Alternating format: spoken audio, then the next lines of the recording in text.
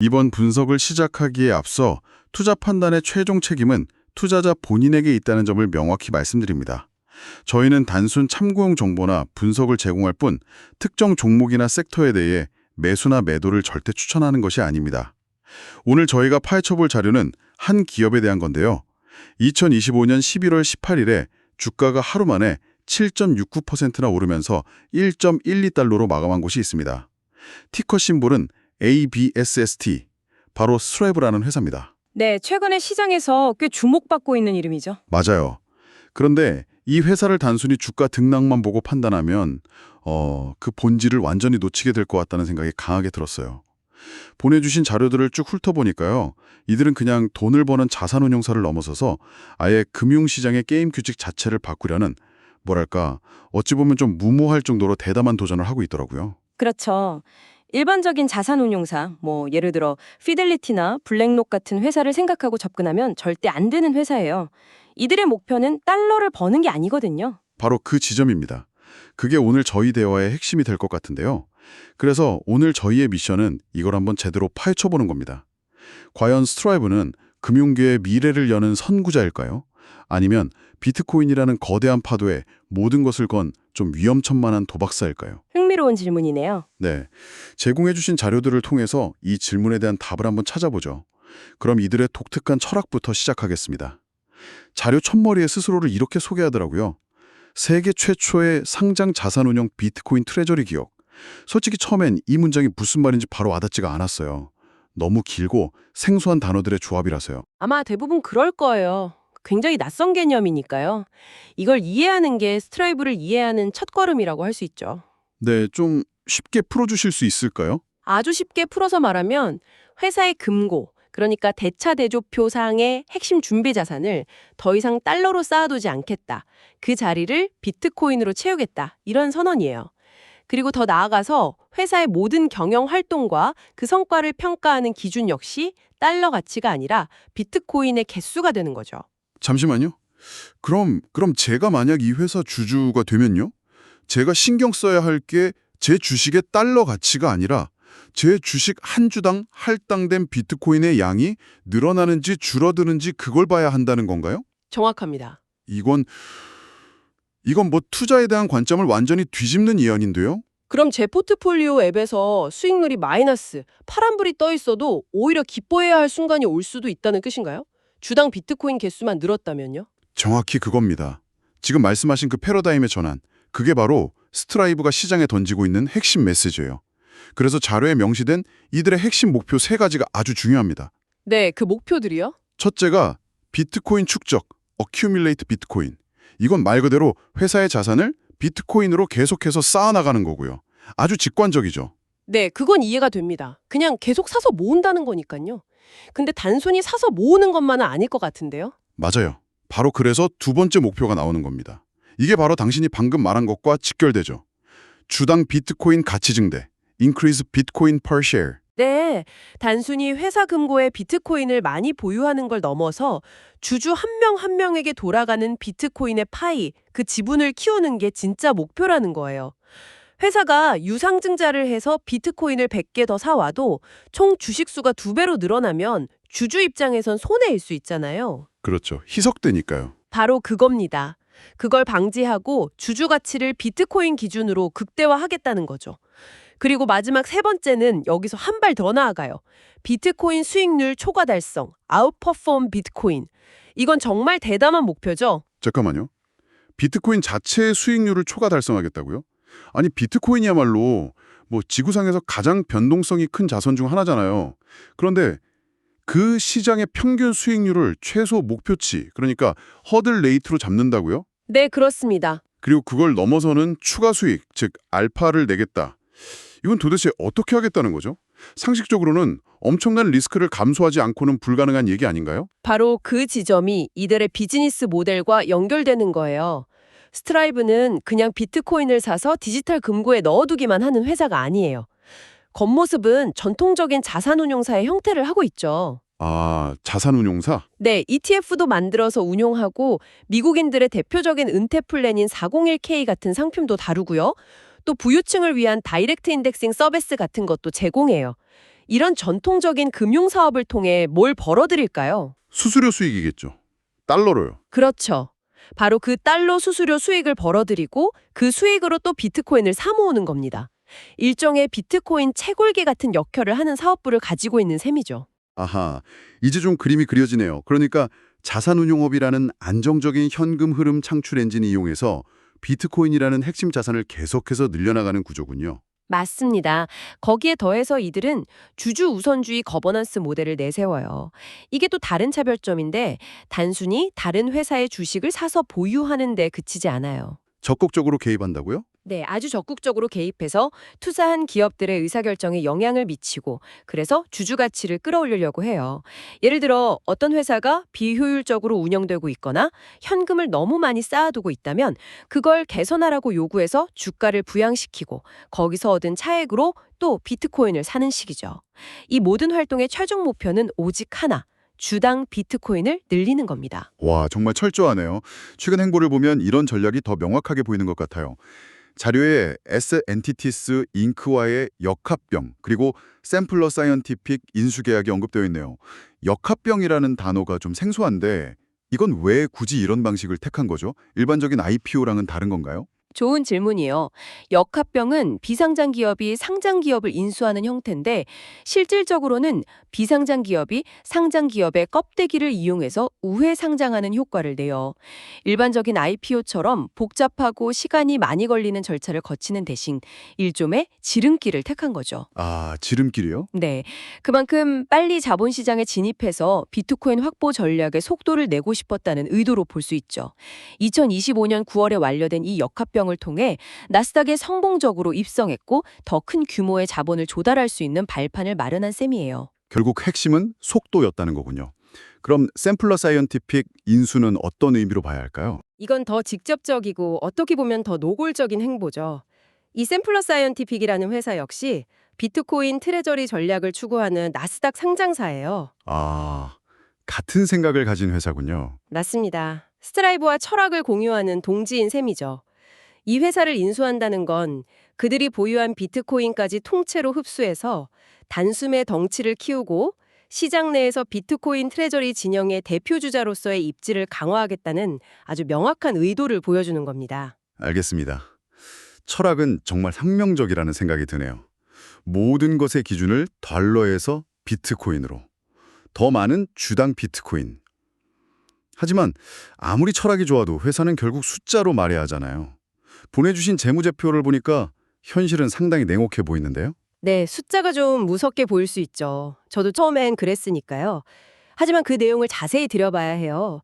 이 1억 9천만 달러라는 손실의 대부분은 아까 언급했던 에셋 엔티티스와의 역합병 과정에서 발생한 일회성 비현금성 비용입니다. 일회성 비현금성 비용이요? 그게 구체적으로 어떤 건가요? 회계 처리상 발생하는 말 그대로 장부상의 비용이지 실제 회사 금고에서 현금이 그만큼 빠져나간 게 아니라는 뜻이죠. 역합병 과정에서 발생하는 주식 보상 비용이나 영업권 상각 같은 복잡한 회계적 처리 때문에 발생하는 숫자예요. 아, 그러니까 실제 사업을 해서 생긴 손실과는 성격이 완전히 다르다는 말씀이시군요. 맞아요. 그래서 이런 특수 요인을 제외한 비갭 기준 손실을 봐야 하는데 그 금액은 1,300만 달러로 크게 줄어들어요. 1억 9천만 달러에서 1,300만 달러로요. 엄청난 차이네요. 그렇죠. 물론 여전히 적자인 건 사실이지만 1억 9천만 달러의 손실과 1,300만 달러의 손실은 투자자에게 주는 메시지가 완전히 다르죠. 회사의 본질적인 영업 능력을 평가할 때는 후자를 봐야 하고 이건 전형적인 초기 성장 기업이 겪는 성장통이라고 해석하는 게 합리적입니다. 좋습니다. 비갭 기준으로는 손실 규모가 훨씬 작군요. 그건 알겠습니다. 하지만 어쨌든 돈을 까먹고 있는 건 사실이잖아요. 그런데 자산 쪽을 보면 또 흥미로운 점이 있어요. 이들의 철학이자 핵심 자산인 비트코인 보유량은 정말 무서운 속도로 늘고 있더라고요. 이게 어떻게 가능한 거죠?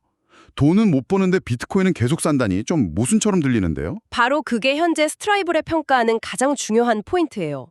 돈은 못 버는데 자산이 늘어난다. 이건 이들이 외부에서 자금을 끌어오는 능력이 있다는 뜻이거든요. 아, 투자 유치 능력? 네. 자료를 보면 2025년 9월 30일에 5,886 BTC였던 보유량이 불과 한 달하고 일주일 뒤인 11월 7일에는 7,525 BTC까지 늘어났어요. 한 달여 만에 1,600개가 넘는 비트코인을 추가로 확보한 거죠. 1,600개면 현재 시세로만 따져도 엄청난 금액인데요. 그 돈이 다 어디서 나온 건가요? 파이프, 즉 상장 지분 사모 투자와 신주 발행 같은 방법을 통해서 약 7억 6,260만 달러, 우리 돈으로 거의 1조 원에 가까운 자금을 유치하는 데 성공했습니다. 1조 원이요? 네, 이건 시장의 큰 선들, 그러니까 기관 투자자들이나 고액자산가들이 이들의 비전에 어느 정도 신뢰를 보내고 기꺼이 돈을 태우고 있다는 아주 강력한 증거로 볼 수 있죠. 아직 사업 자체로 돈을 벌진 못하지만 미래 가치를 보고 투자하는 사람들이 그만큼 많다는 거예요. 그렇군요.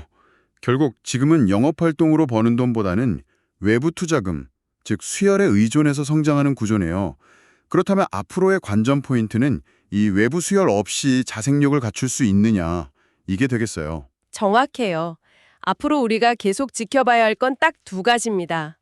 하나는 자산운용이라는 본업에서 수수료 수익이 얼마나 꾸준히 그리고 의미 있는 규모로 발생해서 자생력을 갖추느냐. 다른 하나는 핵심 자산인 비트코인의 가치 자체가 상승해서 회사의 재무 구조를 튼튼하게 개선시켜주느냐.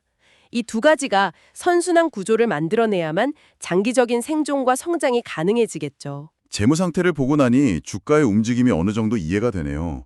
자료에 베타 계수가 무려 17.40이라고 나와 있는데 이건 정말 제가 본 숫자 중에 손에 꼽을 정도로 충격적인 숫자거든요. 시장 평균보다 17배 이상 민감하게 움직인다는 뜻이잖아요. 그렇죠. 베타가 1이면 시장과 똑같이 움직이는 거고 보통 2만 돼도 변동성이 아주 크다고 보는데 17.40이라는 건 이건 그냥 변동성이 큰 수준이 아니죠.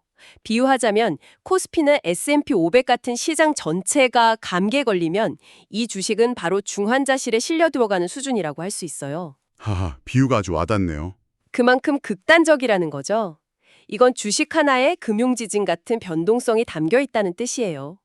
좋은 소식이든 나쁜 소식이든 어떤 뉴스 하나에 주가가 하루아침에 폭등하거나 폭락할 수 있다는 걸 항상 염두에 두어야 합니다. 왜 이렇게까지 극단적인 변동성을 보이는 걸까요? 그 원인을 좀 더 체계적으로 분석해 볼 수 있을까요? 원인은 크게 세 가지로 요약할 수 있어요. 첫째는 너무나 당연하게도 비트코인 가격 연동성이에요. 회사의 가치 자체가 비트코인에 꽁꽁 묶여 있으니 비트코인 시세에 따라 주가가 요동치는 건 숙명과도 같죠. 네, 그건 가장 기본적인 전제고요. 둘째는 뉴스 민감도예요. 이런 초기 단계의 혁신 기업들은 실적 숫자보다는 뉴스 하나하나에 주가가 더 크게 반응하거든요. 앞서 말한 역합병, 인수, 대규모 자금 조달 같은 회사의 주요 발표 하나하나가 주가에 즉각적으로 그리고 아주 과격하게 반영돼요. 마지막으로 기대와 우려의 공존. 현재의 실적보다는 비트코인 트레저리라는 전례 없는 미래 모델의 성공 가능성에 대한 시장의 거대한 기대감과 그만큼의 불확실성이 주가에 그대로 투영되고 있는 거죠. 그렇군요. 이런 회사의 PER, 즉 주가 수익 비율이나 PBR 같은 전통적인 가치 평가 지표를 들이대는 건 아무 의미가 없겠네요. 적자 상태니까 PER은 계산조차 안 되고요. 전혀 의미 없죠. 그런 잣대로 보면 그냥 투자 부적격 판정이 나올 뿐이에요. 그렇다면 당신이라면 이 회사의 가치를 어떻게 평가하시겠어요? 어떤 잣대를 써야 할까요? 아주 현실적인 질문이죠. 그래서 자료에서도 세 가지 대안적인 관점을 제시하고 있어요. 첫 번째는 가장 보수적이고 기본적인 접근법인데 바로 보유 비트코인 가치를 따져보는 거예요. 보유 비트코인 가치요? 네, 회사가 가진 비트코인의 총 시장 가치를 전체 발행 주식 수로 나눠서 주당 비트코인 가치를 구해보는 거죠. 아, 그러니까 이 회사의 자산운용 사업 가치나 미래 비전 같은 건 일단 다 빼고 그냥 지금 당장 회사를 청산했을 때 주주 한 명에게 돌아갈 비트코인의 가치만 계산해 보는 거군요. 일종의 안전 마진 개념으로요. 맞아요. 최소한 이 정도의 가치는 보장된다. 일종의 가치 바닥, value floor로 삼는 거죠. 현재 주가가 이 주당 비트코인 가치보다 현저히 낮다면 저평가 구간이라고 생각해 볼 수 있는 거고요. 흥미롭네요. 그럼 두 번째 관점은 뭔가요? 두 번째는 운용자산 AUM 성장성을 보는 거예요. 이건 미래 가치를 평가하는 건데 이 회사의 자산운용 사업이 앞으로 얼마나 커져서 안정적인 수수료 수익을 창출할 수 있을지 그 잠재력을 들여다보는 거죠. AUM이 늘어나는 속도, 시장 점유율 변화 등을 추적하는 겁니다. 그리고 마지막 세 번째가 가장 어렵겠네요. 네, 가장 흥미로우면서도 어려운 부분이죠. 바로 경영진 및 전략 프리미엄이에요.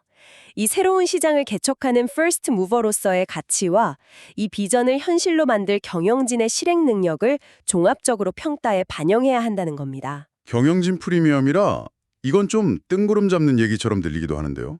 이론적으로는 그럴듯하지만 경영진의 실행 능력이나 퍼스트 무버의 가치를 어떻게 숫자로 평가하죠? 이건 그냥 주관적인 기대감에 값을 매기는 거 아닌가요? 굉장히 날카로운 지적이에요. 실제로 이 부분을 계량화하기는 거의 불가능에 가깝죠. 그래서 이 부분은 정성적인 평가가 필요한 영역이에요. 투자자 스스로가 경영진이 제시하는 비전에 얼마나 공감하는지, 그리고 지난 행보를 봤을 때 그 비전을 현실로 만들어낼 능력이 있다고 믿는지에 따라 이 프리미엄의 크기가 달라지겠죠. 이건 믿음의 영역에 가깝다고 볼 수도 있어요. 알겠습니다. 세 가지 관점, 보유 비트코인 가치, AUM 성장성, 그리고 경영진 프리미엄, 이 세 가지를 종합적으로 봐야겠군요.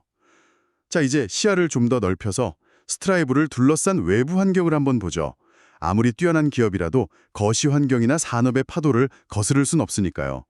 자료에 있는 패스텔 분석을 통해 외부 요인들을 짚어보죠. 네, 가장 먼저 정치적 법적 요인부터 보면 이건 스트라이브의 운명을 좌우할 가장 큰 변수라고 해도 과언이 아니에요. 바로 디지털 자산에 대한 규제 환경이죠. 규제라면 구체적으로 어떤 것들을 말하는 걸까요? 예를 들어 미국 증권거래위원회, 즉 SEC의 비트코인 현물 ETF 승인 여부. 이게 승인되면 시장 전체에 엄청난 유동성이 들어오는 거니까 큰 호재가 되겠죠. 반대로 각국 정부가 갑자기 비트코인 채굴이나 거래에 대한 과세를 강화하거나 자금 세탁 방지 규제를 엄격하게 적용하면 사업에 직접적인 타격을 줄 수 있고요. 네, 정책 리스크가 가장 크군요. 경제적 요인도 무시할 수 없겠네요. 요즘처럼 금리나 인플레이션이 요동치는 시기에는 더더욱요. 물론이죠. 거시경제 지표는 아주 중요합니다. 연준의 금리가 오르면 안전자산 선호 심리가 강해지면서 비트코인 같은 위험 자산에는 악재가 되고 반대로 금리가 내리면 시중의 유동성이 풀리면서 호재가 될 수 있죠. 인플레이션도 마찬가지예요. 인플레이션이 심해질 때 사람들이 이걸 피하기 위한 해지 수단으로 비트코인을 찾게 되면 스트라이브에게는 엄청난 기회가 될 수 있고요. 사회적 기술적 측면에서는 어떤 변화들이 있나요? 사회적 측면에서는 디지털 자산에 대한 대중의 인식이 어떻게 변하는지가 중요해요. 예전에는 투기나 심지어 범죄의 수단이라는 부정적 인식이 강했지만 요즘엔 점점 하나의 투자 자산으로 인정받는 분위기죠. 특히 젊은 세대를 중심으로 이런 경향이 강하고 월가의 기관 투자자들의 참여가 확대되는 것도 아주 중요한 기회 요인이에요. 기술적 요인은요? 기술적 테크놀로지컬 요인으로는 블록체인 기술 자체가 계속 발전하고 있다는 점, 그리고 인공지능, 즉 AI를 활용한 자산운용 기술이 확산되고 있다는 점을 꼽을 수 있어요. 스트라이브가 이런 신기술을 어떻게 자사의 서비스에 잘 접목시키는지도 앞으로의 경쟁력을 좌우하는 중요한 요소가 될 겁니다. 자, 그럼 이런 복잡한 외부 환경 속에서 스트라이브가 가진 무기는 무엇이고 또 치명적인 약점은 무엇일까요? 스와트 분석을 통해 내부 역량을 한번 정리해보죠. 강점부터 짚어주시죠. 강점 스트렝스는 역시 세계 최초라는 독보적인 포지셔닝이에요. 상장된 비트코인 트레저리 자산운용사라는 타이틀이 주는 선점 효과는 절대 무시할 수 없죠. 이 분야에 관심이 있는 투자자라면 가장 먼저 떠오를 이름이 된 거니까요. 그렇죠. 최초라는 상징성이 크죠. 그리고 달러가 아닌 비트코인 기반의 가치 창출이라는 아주 명확하고 차별화된 비전이 있다는 것.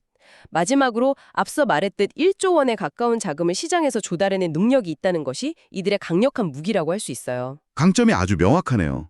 그럼 약점은 어떤 게 있을까요? 보통 강점의 이면에 약점이 숨어있는 경우가 많던데요. 정확해요. 가장 큰 약점은 강점의 동전 빗면이기도 한데 바로 비트코인이라는 단일 자산에 대한 극단적으로 높은 의존도예요. 이건 회사 전체의 운명이 비트코인 가격이라는 외부 변수에 완전히 종속된다는 구조적 리스크를 의미하죠. 비트코인이 무너지면 스트라이브도 함께 무너지는 구조예요. 다각화가 전혀 되어 있지 않은 거죠. 올인 전략의 명함이네요. 맞습니다. 또 아직 안정적인 수익 모델을 갖추지 못했다는 점, 그리고 설립된 지 얼마 안 돼서 여러 위기 상황을 겪어보지 않았다는 점, 즉 위기 관리 능력이 아직 검증되지 않았다는 짧은 운영 이력도 분명한 약점이라고 할 수 있습니다. 알겠습니다. 그럼 외부에서 오는 기회와 위험 요인은 어떻게 정리할 수 있을까요? 기회, opportunities는 명확해요. 비트코인을 비롯한 디지털 자산이 점점 더 제도권 금융으로 편입되는 큰 흐름, 이 가장 큰 기회죠. 월가의 거대 기관들이 시장에 들어오고 있고 ETF 같은 대중적인 금융 상품들이 속속 승인되고 있고요. 시장 자체가 커지고 있다는 거군요. 그렇죠. 또 지속되는 인플레이션 속에서 이를 해지할 수 있는 대체 투자 자산에 대한 수요가 계속 늘어나는 것, 그리고 ETF나 퇴직연금 시장 자체가 꾸준히 성장하고 있다는 점도 새로운 고객을 유치할 좋은 기회가 될 겁니다. 위험 요인은 역시 앞서 말한 규제나 경쟁이겠죠. 네, 가장 큰 위협은 언제 어디서 터질지 모르는 각국 정부의 예측 불가능한 규제 폭탄이에요. 중국처럼 하루아침에 전면 금지 조치가 내려질 수도 있는 거니까요. 또 하나 무서운 건 블랙록이나 피델리티 같은 전통의 거대 자산 운용사들이 막대한 자본과 브랜드 파워를 앞세워 이 시장에 본격적으로 진출하면서 경쟁이 극도로 심화될 수 있다는 점이죠. 아, 공룡들의 등장. 그렇죠. 마지막으로 이건 기술적인 위협인데 간과해서는 안 될 부분입니다. 바로 해킹 리스크예요. 이들에게 비트코인은 회사의 전부잖아요. 이건 전 세계 최고 해커들의 거대한 표적이 될 수밖에 없다는 뜻이에요. 단 한 번의 보안 사고로 회사의 존립 기반 자체가 사라질 수 있다는 건 전통적인 자산 운용사들은 겪어보지 못한 엄청난 리스크죠. 자, 지금까지 스트라이브라는 회사를 정말 입체적으로 다각도로 분석해봤습니다. 종합해보면 이 회사는 전통금융의 문법을 정면으로 거부하고 비트코인을 중심으로 새로운 금융 질서를 만들려는 정말 대담하고 위험한 실험을 하고 있는 것 같아요. 대담하고 위험한 실험. 아주 정확한 표현입니다. 그래서 전형적인 하이리스크, 하이리턴 투자 대상이라고 할 수 있죠. 네, 그 말이 딱 어울리네요. 단기적으로는 주가가 비트코인 시세와 회사 관련 뉴스에 따라 극심한 롤러코스터를 탈 거예요. 베타계수 17.40이 모든 걸 말해주죠. 따라서 단기적인 시세 차익을 노리고 접근하는 건 정말 위험한 발상이라고 말씀드리고 싶어요. 그렇다면 장기적인 관점에서 이 실험의 성공은 궁극적으로 무엇에 달려있다고 봐야 할까요? 이 배가 순항할지 아니면 좌초될지를 결정할 가장 중요한 요소는 뭘까요? 자료에서는 세 가지 핵심 성공 요소를 제시하고 있어요. 첫째, 가장 근본적인 질문인데 바로 비트코인의 위상 변화예요. 과연 비트코인이 앞으로 글로벌 금융 시스템에서 달러나 금처럼 신뢰받는 가치 저장 수단으로 확고하게 자리 잡을 수 있을 것인가? 이 질문에 대한 답이 스트라이브의 운명을 결정하겠죠. 그렇죠. 스트라이브의 성공이 비트코인의 성공에 달려있다는 거군요. 비트코인이 실패하면 스트라이브도 존재 이유가 사라지는 거니까요. 맞습니다. 두 번째는 전략 실행 능력이에요. 비트코인을 단순히 보유하는 것을 넘어 자산운용이라는 본업을 통해 비트코인 자체의 시장 수익률을 꾸준히 초과하는 성과, 즉 알파를 정말로 만들어낼 수 있는가 하는 점이죠. 이건 우리는 그냥 비트코인 프록시가 아니다라는 걸 증명하는 문제고 경영진의 역량을 보여주는 가장 중요한 척도가 될 겁니다. 마지막 세 번째는 뭔가요? 지속 가능한 수익 모델 창출. 자산 운영 부문을 충분히 성장시켜서 안정적인 수수료 수익을 확보할 수 있는가. 이걸 통해 비트코인 가격이 폭락하는 이른바 크립토 윈터 시기를 버텨낼 수 있는 튼튼한 완충 장치를 만들 수 있느냐가 관건이 될 겁니다. 결국 스트라이브에 대한 투자는 이 주식 하나를 사는 행위를 넘어서는 의미를 갖는군요. 비트코인의 미래, 그리고 디지털 자산이 가져올 금융혁신 전체에 대한 베팅이라고도 할 수 있겠네요. 맞습니다. 그래서 투자자는 단기적인 주가 등락에 일희일비하기보다는 이 회사가 제시하는 거대한 비전, 그 비전을 향해 나아가는 구체적인 실행 과정을 아주 긴 호흡으로 추적하며 접근해야 해요.